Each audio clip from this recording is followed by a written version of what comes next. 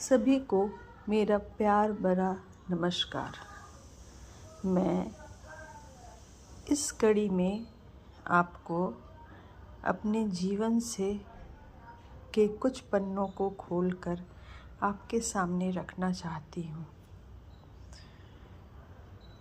ज़रूरी नहीं ये दुख का हो, ज़रूरी नहीं ये सुख का हो, क्योंकि जीवन सुख और दुख से बना हुआ एक फूल के माला की तरह है, जिसे हम चाहें तो भी और न चाहें तो भी लेकर साथ चलना ही पड़ता है। तो आज की कड़ी में मैं अपने बचपन के उस दिन के बारे में बात करना चाहती हूँ, जहाँ खूब बारिश थी, ठंडी ठंडी हवा और शीतल मौसम। दिन कैसे गुजरता पता नहीं चलता।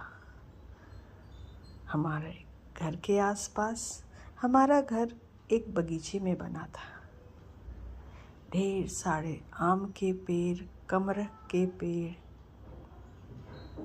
बड़े बड़े नारियल के पेड़, सभी तरह के फलों का पेड़ का बगीचा था, जहाँ कुछ परिवारों ने अपना घरौंदा बना कर रखा था। हर घरौंदे में कुछ नन्हे मुन्ने छोटे छोटे बच्चे थे, मेरे हम उम्र, कुछ बड़े जिन्हें हम भैया बुलाते, कुछ छोटे जो हमें दीदी कहकर पुकारते। आम का मौसम सबसे अच्छा मौसम होता था। गर्मियों की छुट्टी, टिकोले चुनकर खाना, दोस्तों के साथ हंसी मजाक करना। उनमें से एक दिन ऐसा था, मेरे पिताजी थोड़े कड़क स्वभाव के थे। उन्हें नहीं पसंद था कि हम इसी तरह इधर उधर घूमा करें, लेकिन हमें तो वही पसंद था। हम दोपहरी में ये इंतज़ार करते कब पापा सोएं और कब हम चुपके से घर से निकलकर बागीचे में चले आएं। 4-5 घर होंगे उस बागीचे में। किसी के घर के पास आस कोई बाउंड्री नहीं थी, सारा यहाँ से वहाँ खुला। सभी बच्चे बस अपने पिता माता के सोने का इंतज़ार करते, और जैसे ही दोपहरी होती वो सो जाते और हम घर से निकल जाते। क्या लेकर? एक छोटी सी डब्बी में मिर्च का पाउडर, एक छोटी सी डब्बी में काला नमक, एक हाथ में ब्लेड, किसी के हाथ में छोटी चाकू लेकर निकल जाते। और फिर क्या था, टिकोला चुनते, छीलते, कोई कटे हुए पेड़ के मोटे से तने पर बैठते और हंसते बोलते छील छील कर नमक मिर्च लगाकर टिकोला खाते जाते। कितना मज़ा था। कितनी भी भीषण गर्मी हो, पेड़ के नीचे गर्मी नहीं लगती थी। हमारा मन बस टिकोला चुनने, उसको खाने और फिर ढेर सारी बात, हंसी मजाक। कोई पेड़ के ऊपर चढ़ रहा है, कोई झूला बनाकर उस पर झूल रहा है, कुछ यूं ही बैठे हैं। कड़ी पत्ते के बहुत से झुरमुट थे हमारे बागीचे में। हमें समझ नहीं थी ये कड़ी पत्ता है।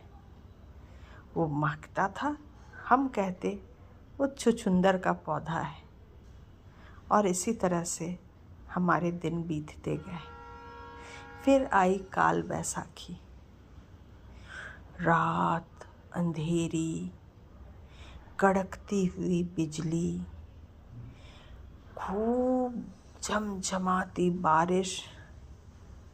खिड़की के ओट को खोलकर देखती तो दिखता कि लंबे लंबे नारियल के पेड़ मानो धरती को छू रहे हों। हवा इतनी तेज, पत्तों पर गिरा हुआ पानी, बारिश का पानी ऐसा होता था मानो बिजली की चमक में वो हीरे की तरह चमकते थे। इतनी सुंदर नीली आभा अब नहीं मिलती देखने को। और सबसे बड़ी बात, हमारे पिता तो थे कड़क, हमें तो घर से निकलने भी नहीं मिलता था, लेकिन आसपास के घरों के बच्चे जो कुछ भी मिलता, बोरा झोला सब लेकर निकल पड़ते थे। उस आंधी में कौन कितना आम चुन पाता है, ये कंपटीशन। और फिर सुबह होकर उसको डिस्प्ले करना, सबों को दिखाना, हमने इतना चुना, हमने इतना चुना। और फिर बनती थी उस आम की खटमिट्ठी, जिसे सब रोटी के साथ खाते थे। हमारे घर के अंदर 3-4 आम के पेड़ थे। हम सुबह उठते, आम चुनते, माँ को देते, माँ कुछ उसे घर में काम करने वाली बाई को देती, कुछ झाड़ू लगाने आई बाई को देती, कुछ खुद रखती और कुछ हम लोग कच्चा चट कर जाते। आम की खटमिट्ठी बनती, उसे जार में रखा जाता और हम मानो कितने प्रेम से उसके साथ रोटी खाया करते थे। क्या वो दिन थे। बस इसी तरह हमारा दिन, हमारी गर्मी की छुट्टी कटती चली जाती थी। बस आज की इस कड़ी में इतना ही। दूसरी कड़ी में इसके आगे। आपने हमें सुना, इसका बहुत बहुत धन्यवाद।